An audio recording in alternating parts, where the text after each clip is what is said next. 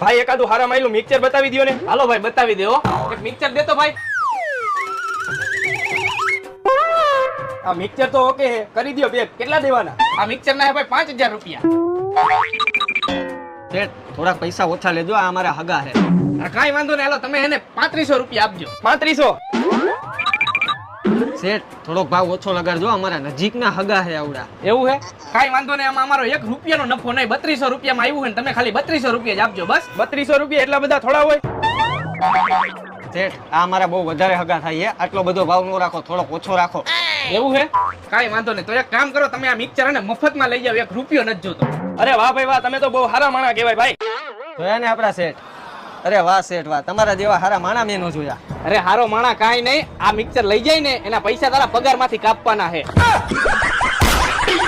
હારવાલામ કામ કરવા માંડ જા. બરોબર ને? અગાઉ હોય તો કઈ ધંધામાં શરમ ન